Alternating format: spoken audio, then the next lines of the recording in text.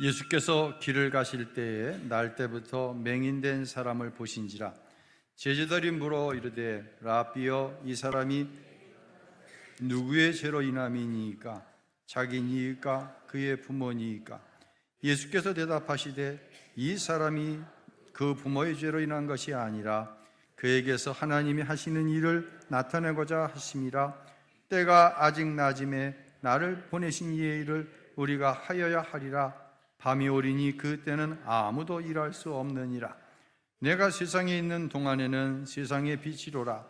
이 말씀을 하시고 땅에 침을 뱉어 진흙을 이겨 그의 눈에 바르시고 이르시되 실로암 못에 가서 씻으라 하시니, 실로암은 번역하면 보냄을 받았다는 뜻이라. 이에 가서 씻고 밝은 눈으로 왔더라. 아멘. 할렐루야. 주님의 크신 은혜와 평강이 예배 가운데 하나님의 은혜를 사모하는 모든 사랑하는 성도 여러분 가운데 함께 하시기를 예수님의 이름으로 축원합니다.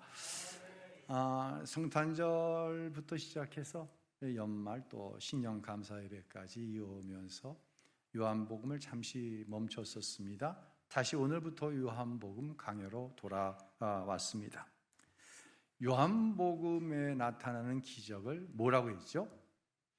표적이라고 그랬어요. 사인. 표적의 목적은 예수님이 그리스도 구원자이시다, 이것을 증명해내기 위한 도구가 기적이다. 요한복음에는 모두 7개의 표적이 있는데 그중 오늘 6번째 표적, 소경이 눈을 떴다. 이 표적의 목적 역시 예수님은 구원자이시다. 예수님이 누구예요?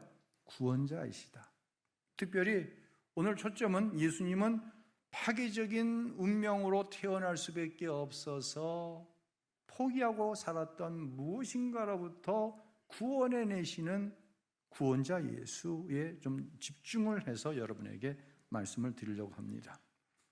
오늘의 본문은 정말 앞을 내다볼 수 없는 치열한 인생의 광야를 지나는 성도가 어떻게 하나님을 만나고 또 회복되고 치유되어지는가에 대한 영적인 안내서가 될 것입니다. 먼저 1절을 우리말 성경으로 다시 읽습니다. 예수께서 길을 가시다가 날 때부터 눈먼 사람을 만나셨습니다. 예수님이 길을 가시는데 제자들과 날 때부터 눈먼 사람을 만났어요. 참 여러분 생각해보세요. 날 때부터 소경이에요. 이 사람이 소경이 된 것은 자신의 선택의 영역이 1도 없어요. 이것을 가리켜 우리는 운명이라고 얘기합니다. 숙명이라고 되죠. 이런 말을 합니다. 이제 부모로부터 많은 것들을 이제 물려받는데 이 심리학자들 가운데는 특별히 이 2가지는 운명으로 여겨야 된다. 첫 번째, 지능, IQ라고 하죠. 이 얘기하면은 맞아, 우리 애가 공부 잘하는 건 나 닮아서야. 근데 둘째는 왜 이렇게 공부를 못하지? 그거는 우리 남편 닮아서야. 맨날 그러죠. 지능 얘기합니다. 우리는 그런데 경험을 통해 이 답을 압니다. 지능이 높으면 좀 유리할 뿐입니다. 머리만 좋고 노력하지 않는 사람, 절대로 노력하는 사람을 따라갈 수 없다.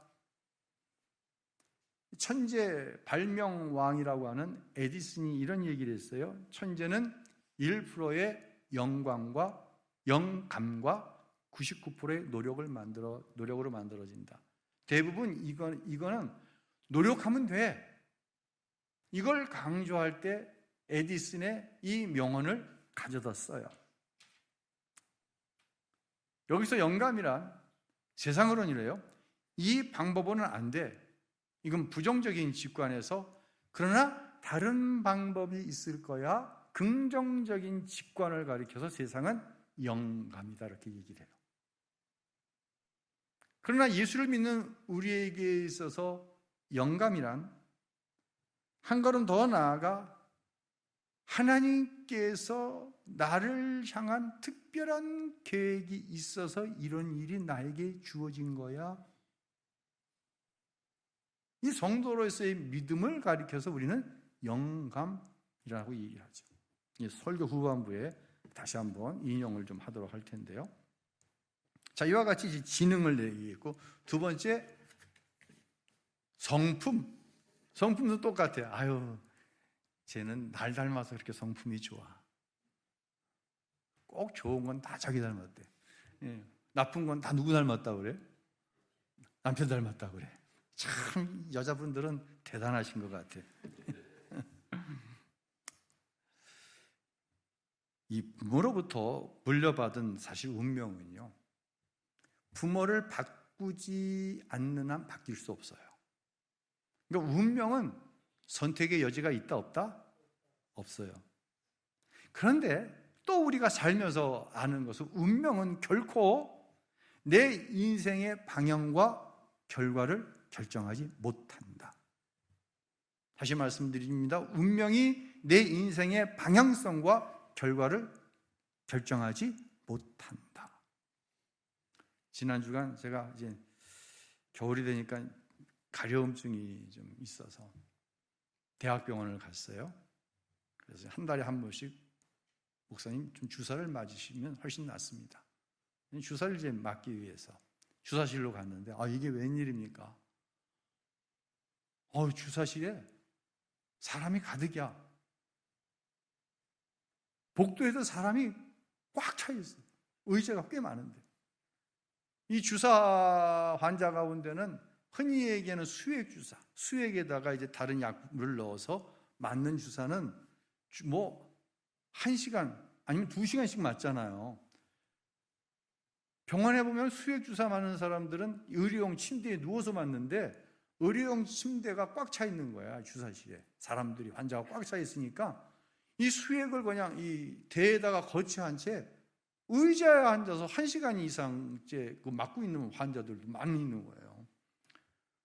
그런데 간호사 2명이 이 모든 환자를 감당해내느라고 그냥 이리 뛰고 저리 뛰고, 제가 번호표를 뽑고 한 30분을 기다렸나 봐요. 주사 맞는 시간은 30초도 안 걸리는데 제 순서가 됐어요. 제가 간호사에게 오늘 환자가 많아서 굉장히 힘드시겠어요. 격려의 얘기를 했어요. 그랬더니 이 간호사가 오늘따라 환자분이 참 많으시네요. 불평을 하는 게 아니라 아주 맑고 밝은 음성으로 대답을 하는 거예요. 근데 참 신기한 게 번호표를 뽑고 기다리는 사람도 그 수액을 의자에 앉으면서 맞는 게 얼마나 불편해요. 그런 불편한 상황에 있으면서도 불평하고 원망하는 사람이 한 사람도 없어요. 제가 한 30분을 앉아서 봤거든요. 여러분, 그러면 그 주사를 맞으러 온 모든 사람은 태어날 때부터 다 좋은 성품을 가지고 태어나서 불평하지 않는 거죠? 그래야 안 그래요? 제가 만약 제 기질대로 했다고 한다면, 아니 무슨 주사 30초 맞기를 30분을 기다리게 해요. 무슨 대학병원이? 이렇게 얘기했을 거야. 근데 이 분위기가 보이잖아. 웬만한 공감 능력만 있다고 할지라도, 내가 어떤 기질과 성품을 가지고 태어났다고 하더라도 공감할 수 있는 능력만 있으면 부드러운 이야기가 나오고 충분히 격려의 이야기가 나갈 수 있다는 거예요. 이게 삶의 능력인 거예요. 이건 타고나는 게 아니에요.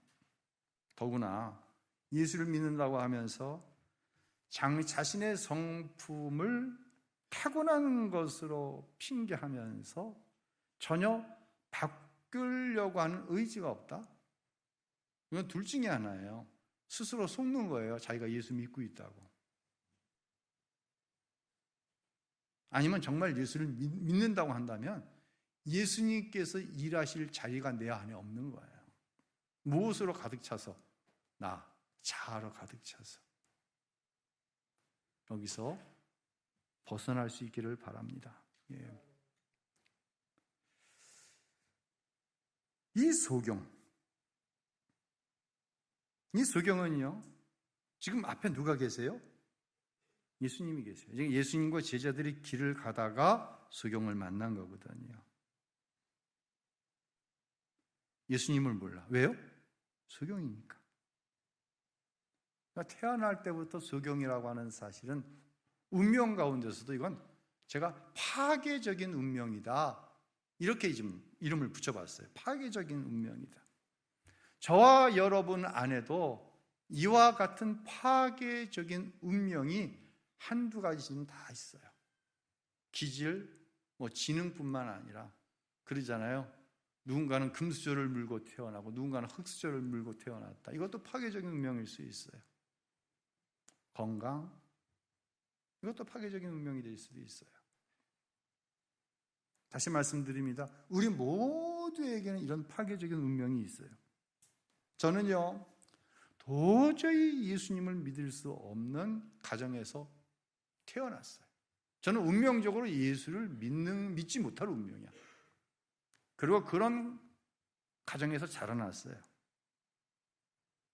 예수님을 모르는 채 세상에 취해 나 잘난 맛에 살다가 영원한 지옥에 갈 수밖에 없는 것이 제 운명이었어요. 그런 저를 예수님께서 찾아오셔서 만나주셨어요.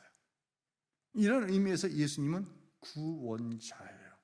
내가 뭘 어떻게 해서가 아니라 예수님 자체가 구원자이시기 때문에 예수님이 나를 찾아와 운명적으로 예수를 절대로 믿을 수 없는데 나라 하여금 예수님을 만나게 하셔서, 정확하게 표현하면 예수님이 나를 만나 주셨어요. 그리고 내 운명을 바꾸어 주셨어요. 그래서 저는요, 꼭 성경이 얘기해서 뿐만 아니라 제 경험적으로 여러분에게 자신 있게 말씀드릴 수 있어요.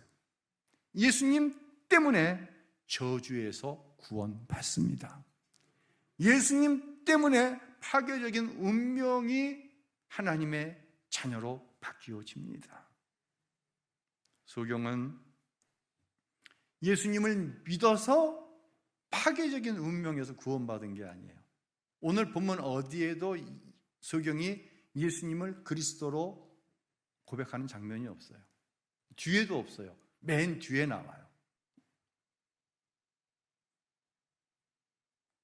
그래서 예수님은 누구다? 구원자세요. 그 무엇 때문도 아니라 예수님 때문에 이 소경이 운명이 바뀌어지는 거예요. 자, 그러면 이 소경을 바라보는 두 가지의 관점이 나옵니다. 먼저 제자들의 관점이 나옵니다. 2절 우리말 성경으로 읽습니다. 제자들이 예수께 물었습니다. 라비요, 이 사람이 눈먼 사람으로 태어난 것이 누구의 죄 때문입니까? 이 사람의 죄 때문입니까? 부모의 죄 때문입니까?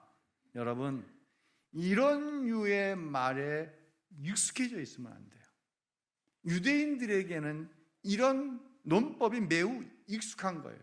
보편화된 거예요. 왜냐하면 유대인들은 복을 받았어. 흔히 이야기하는 복을 받았어. 그러면 어떠한 좋은 선한 행위, 흔히 이야기하는 하나님의 말씀을 잘 지켜서 그런 복을 받으며 사는구나.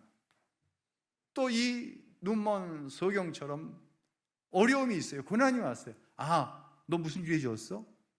이것이 유대인들에게는 일반적이에요. 그러나 예수를 믿으면 달라져야 돼요.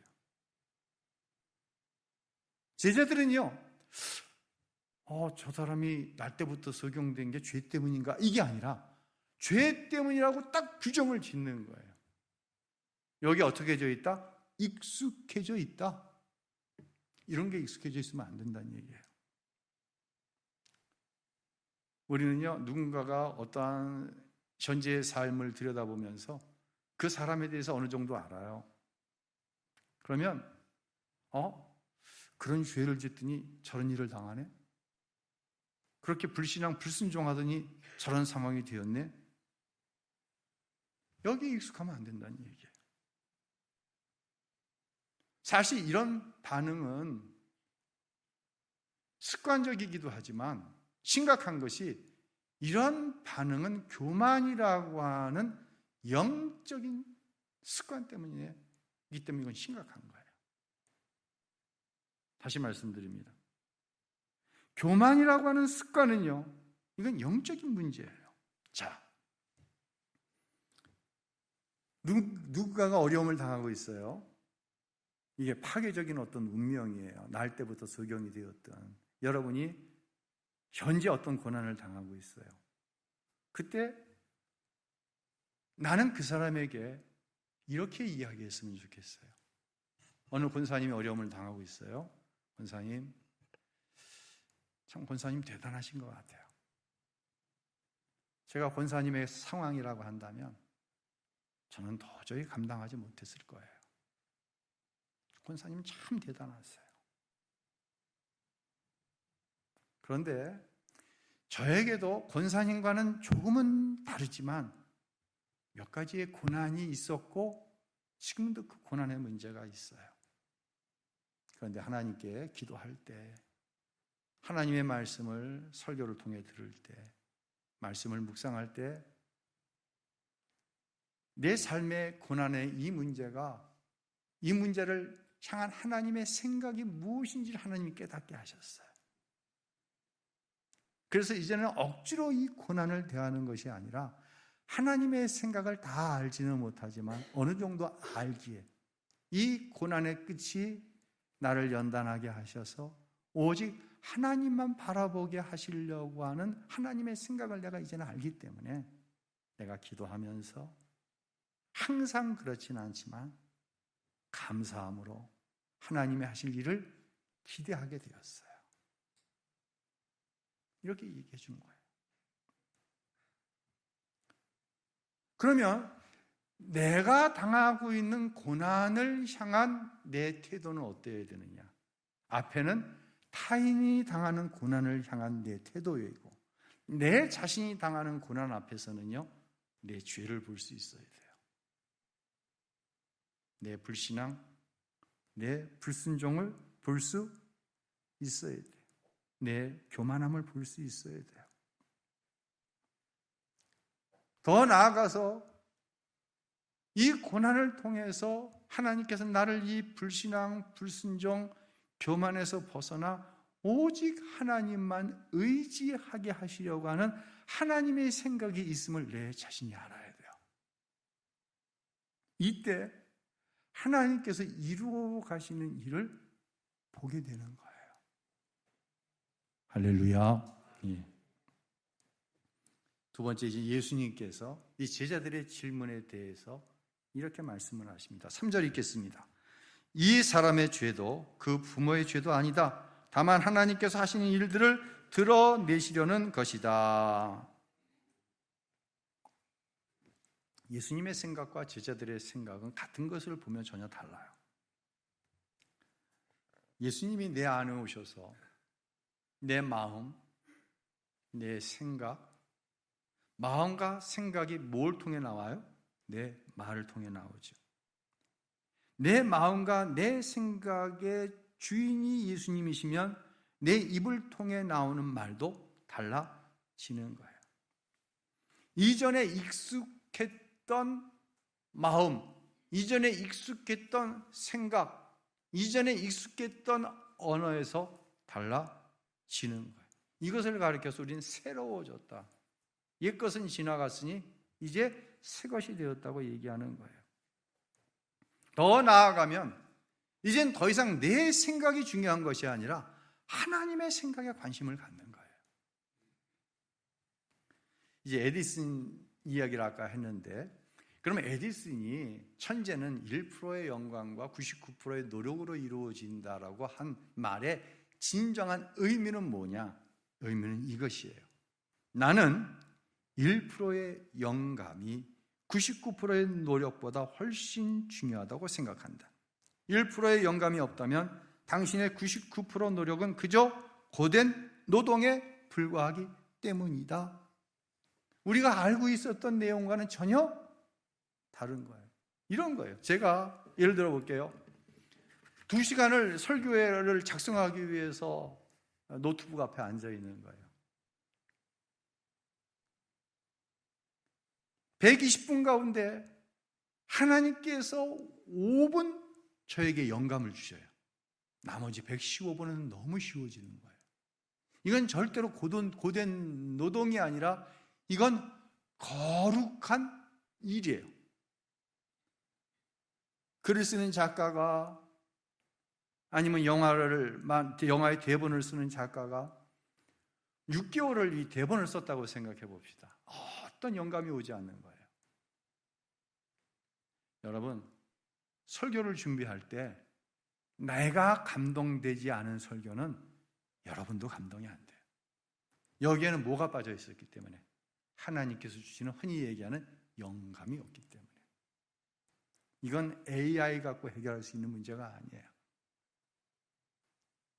그 영화도 마찬가지예요. 대본을 쓸 때 작가가 이게 너무 흥미진진한 거예요. 자기가 풀어나가면서도. 이걸 가리켜서 에디슨은 1%의 영감이라고 얘기하고, 지능을 가진 우리는 이것을 가리켜서 영성이라고 이야기하는 것이에요. 우리가 아무리 운명적으로 좋은 지능, 좋은 기질을 가지고 태어나도 나를 향한 하나님의 생각을 모르면 인생이 해석되어지지 않는 거예요. 여러분, 내 인생이 제대로 해석되어지지 않은데 무슨 거기에 기쁨이 있고 무슨 감사가 있겠어요? 그죠? 세상 사람들의 수준에 그대로 머무르는 것이죠. 자, 여기에 이 소경의 운명을 바꾸는 한 가지 일이 벌어집니다. 자, 6절과 7절 역시 우리말 성경으로 읽겠습니다. 이 말씀을 하신 후 예수께서 땅에 침을 뱉어서 진흙을 이겨 그 사람의 눈에 바르셨습니다. 그리고 그에게 말씀하셨습니다. 실로암 연못에 가서 씻어라. 실로암은 씻고는 앞을 보게 돼 집으로 돌아갔습니다. 아멘. 정해진 운명처럼 보이는 어둠 속에서 우리가 해야 할 일이 여기 나오는 거예요. 운명은요, 말씀에 순종하여 나아가는 자에 의해서 새롭게 쓰여집니다. 다시 말씀드릴게요. 자막 띄워주세요. 운명은요, 말씀에 순종하며 나아가는 자에게 새롭게 쓰여져요. 우리 황복수 권사님 혼자 아멘 하시네. 새롭게 쓰고 계시거든, 운명을.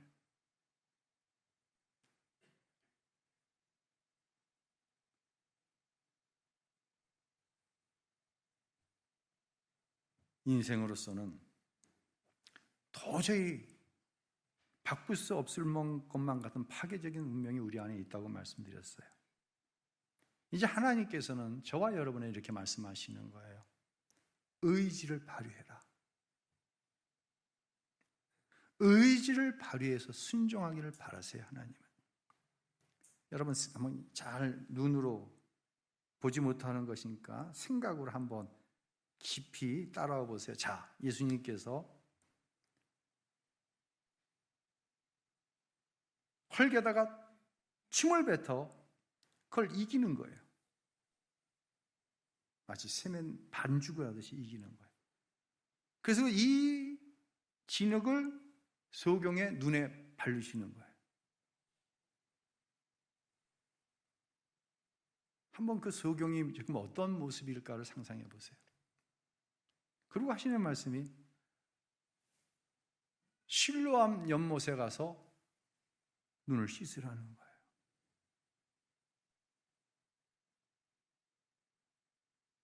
이게 의지적으로 이행할 수 있는 일일까요? 여러분 어떻게 생각하세요? 이 사람은 앞을 못 봐요. 그 모양이 얼마나 우스웠겠어요? 실로암이 얼마나 거리가 되는지는 알 수 없지만 우리에게 100m가 이 사람은 1km예요. 가다 돌뿌리에 걸려 넘어지기도 했을 거예요. 사람들이 물었을 거예요. 도대체 어디를 가려고? 도대체 어디를 가냐? 왜 그러냐? 너 도대체 눈에 뭘 바른 거야? 묻고 대답했을 때 사람들은 이 소경을 조롱하고 이 소경을 위해줬던 사람들은 화를 냈을 수도 있을 거예요. 너 왜 쓸데없는 짓을 하냐고.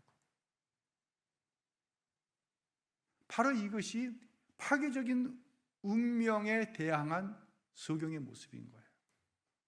자신에게 주어진 파괴적인 운명에 대항하지 않으면 그 운명 그대로 살 수밖에 없어요. 대항해야 됩니다. 이 소경이 예수를 그리스도를 믿었기 때문에 믿음으로 했나요? 천만에요. 이 소경은 아직 예수가 누군지도 몰라요. 그렇기 때문에 예수님이 구원자이신 거예요. 저와 여러분이 무엇을 해서 예수를 알아서 예수를 믿어서 우리가 예수를 알면 얼마나 알아요? 얼마나 믿어요? 아니에요. 예수님이 구원자이세요. 예수님 때문인 거죠.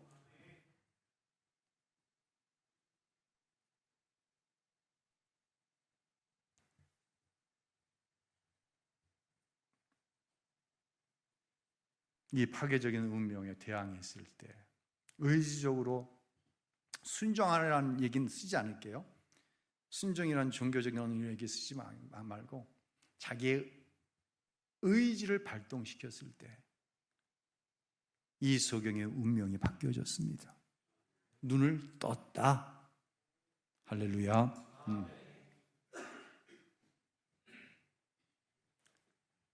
예수님께서 주시는 힘이 있어요. 분명히 하나님 주시는 힘이 있어요. 근데 저는 이 하나님이 주시는 힘보다도 이 시간에는 여러분의 의지를 말씀드리고 싶어요. 가야 된다. 넘어져도 대항해야 되고 비웃음을 당하고 조롱을 당해도 가야 된다. 성경은요 이런 이야기로 가득 차 있어요. 한 사람만 예를 들게요. 여호수아서에 보면 이스라엘 백성이 이제 여호수아의 인도 아래 요단강을 건너 가나안에 들어가잖아요. 첫 번째 마주친 대적이 어디에 있었어요? 여리고 성 안에 있었어요. 이 첫 번째 이제 가나안에 들어가 전투를 벌여야 돼요. 근데 여리고 성은 보통 성이 아니에요. 이스라엘 도저히 안 돼요. 이건 전투가 안 돼요. 상대가 안 돼요. 성의 견고함, 그들이 가지고 있는 무기, 문명, 군대의 훈련 상대가 안 돼요. 그러니까 여호수아가 정탐꾼 2명을 가나안 성 안으로 침투를 시켜요. 간첩을 보낸 거죠. 그런데 여리고성에 들어가자마자 발각이 된 거야. 어딘가 숨어야 됩니다. 숨을 데가 마땅치가 않은 어느 숙박업소에 들어가서요. 지금으로 말하자면 여관에 숨어 들어간 거예요. 그 여관의 주인이 누구죠? 라합이라고 하는 여인이에요. 라합이라고 하는 이름 자체에 갖고 있듯이 이 여인은 몸을 파는 여자예요. 그런데 이상한 것은 간첩이 숨어 들어왔는데 내치지를 않고 숨겨주는 거야, 꽁꽁. 이상하잖아요. 얼마나 위험해요? 가뜩이나 이 여인은 항상 누군가의 편견 가운데 있어요. 저 여자, 이상한 여자야. 저 여자, 못마땅해. 그런 여자가 간첩을 숨겨두고 있어요. 그러니까 이 이스라엘 정탐꾼들 자신들도 이상한 거예요. 이게 묻습니다. 왜 우리를 숨겨줍니까? 이 여인이 이런 얘기를 하는 거예요. 나뿐만 아니라 여리고성에 있는 모든 사람들이 다 들어서 알고 있는 게 있습니다. 당신의 하나님에 대해서입니다. 당신들이 믿는 이스라엘이 믿는 여호와라고 이름하는 하나님이 어떻게 이집트의 왕을 꺾고 종 생활하던 여러분들을 풀어줄 수밖에 없게 하셨는지에 대해서, 그 기적에 대해서 여리고에 있는 사람들이 다 들어 알고 있습니다. 나도 알고 있습니다. 그리고 그 하나님이 어떻게 홍해를 마른 땅처럼 건너게 하셨고 광야에서 아말렉과의 전투에서 이기게 하셨고, 요단강을 마른 땅처럼 건너 가나안에 도착하게 했는지, 그 40년 동안 여리고에 있는 모든 백성들이 다 눈여겨보고 있었습니다. 다 듣고 있었습니다. 내가 확신하는 것은 여리고성이 아무리 견고해도 이스라엘의 하나님 때문에 우린 질 겁니다. 여리고성이 함락될 때 우리 가족들은 좀 살려주십시오. 이게 조건입니다. 이 파괴적인 운명을 갖고 있던 여인이 하나님에 대해 아는 거예요. 그런데 이상한 것은 여리고성에 사는 모든 사람들이 다 아는데 이 여인만이 자기가 알고 있는 것을 의지로 발동시켜 이 정탐꾼들을 숨겨준 거예요. 그리고 줄을 매달아 가지고 이 정탐꾼들을 탈출시킵니다. 훗날 우리가 알고 있듯이 여리고성이 무너집니다. 여리고성에 있는 모든 사람들이 죽었습니다. 그런데 이 기생인 라합으로 인해서 그의 가정이 구원함을 얻었을 뿐만 아니라 이들은 이스라엘에 합류하게 됩니다. 히브리인이 아닌데 이스라엘에 합류가 되는 거예요. 마태복음 1장에 보면 예수님의 족보가 나오죠. 이 기생 라합이 살몬이라고 하는 사람과 결혼해서 우리가 잘 아는 보아스를 낳아요. 보아스가 누구입니까? 보아스는요, 다윗 왕의 증조 할아버지예요. 즉 파괴적인 운명으로 정말 치욕적인 삶을 살 수밖에 없었던 이 여인이 다른 사람이 하지 않았던 그 위험스러운 자기가 알고 있는 사실에 반응했을 때, 이건 위험이 따라요. 감춰진 거 알면 죽어요. 이 위험스러운 자기가 갖고 있는 지식에 반응했을 때 그의 운명이 바뀌어진 거예요. 몸을 파는 여인에서 예수님의 조상이 된 거예요.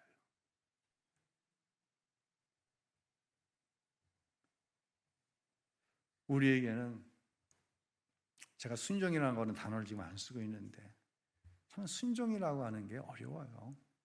하나님이 주신 마음이 우리 안에 있어요. 근데 이 마음에 순종하는 게 항상 되는 건 아니더라고요. 삶의 현실 가운데 이 믿음이 변질될 때가 많이 있잖아요. 전적으로 순종하지 않고 부분적으로 순종하고, 전적으로 순종하지 않는 정도가 아니라 우리는 하나님의 말씀에 반할 때도 있어요. 그래서 순종을 말씀드리면서 의지를 말씀을 드리는 거예요. 내 이 믿음이, 내 순종할 수 있는 믿음이 변질되어져서 하나님의 말씀을 멀리합니다. 이때 발동되어야 될 게 뭐라고요? 내 의지가 발동되어야 돼요. 이때가 의지적으로 기도해야 할 때예요. 이때가 의지적으로 하나님의 말씀을 읽고 듣고 묵상할 때예요. 그래서 하나님의 생각을 확실하게 알아야 돼요. 여리고성, 우리는 진다. 내가 40년 동안 여호와라고 하는 하나님에 대해서 들었는데 그 하나님 앞에 여리고는 질 수밖에 없다. 하나님의 생각을 분명하게 알아야 대항할 수 있는 거예요. 내 의지를 가지고 순복할 수 있는 거예요. 그러지 않으면 우리는 다 져요. 하나님이 순종하는 마음을 주시죠. 맞아요. 그걸 부인하는 것 아니에요. 그럼 그것 가지고 안 된다는 얘기예요. 우리 안에 파괴적인 운명이 있죠. 거부할 수 없죠. 믿음이 있는데 자꾸만 그 운명 앞에서 작아지고 무너지는 나를 보죠. 이때가 뭐 해야 될 때다? 의지적으로 기도해야 될 때다. 의지적으로 하나님 말씀을 읽고 묵상해야 될 때다. 할렐루야. 그래서 나를 향한 하나님의 생각을 알아야 이 내 연약한 의지에 힘을 얻고 이 의지를 가지고 하나님 말씀 가운데 나아갈 수 있는 거예요. 이때 여리고성이 무너지고, 이때 몸을 팔던 여인이 예수님의 조상이 되어지고, 날 때부터 적용됐던 자의 눈이 떠지는 거예요. 그냥 되는 거 아니에요. 하나님이 하시면 되죠. 맞는 말인 것 같은데 이건 굉장히 공허한 거예요. 여러분, 그 공허함을 가지고 스스로 속이지 마세요. 기도하면 되죠. 왜 기도 안 해, 근데? 우리의 소원은 살 빼는 것. 근데 왜 먹어? 그렇게 먹으니까 살이 빠져? 안 빠지지? 여러분, 소원이 살 빼는 게 아니라 살 빼기 위해서는 먹으면서 운동하면 되죠. 이거 다 거짓말이에요. 적게 먹어야 돼요, 무조건. 이건 의지예요, 의지. 하물며 이 타고난 파괴적인 운명에서 벗어나야 되는데 나에게 그 의지가 없다. 의지가 없어서 기도해야 되는 거 알면서, 예배해야 되는 거 알면서 그 말씀이 내 삶에는 없어. 알잖아요. 우리가 다 알잖아요. 이거 해. 이거는 안 해. 이건 안 돼. 하나님 아시죠? 이건 나 못해요. 이거 알아요, 우리가. 안 되니까요. 근데 이거를 쳐서 복종시키려면 내 의지가 있어야 돼요. 하나님 핑계대지 마시고요. 여러분 다 알고 있어요. 넘치도록 알고 있어. 여러분은 차고도 넘치도록 많은 것을 알고 있어. 아는 것을 의지를 쳐서 하나님 말씀 앞에 복종시킬 때 파괴적인 운명은 바뀐다. 할렐루야. 그런 은혜의 역사가 우리 모두 가운데 있게 되시기를 예수님의 이름으로 축원합니다.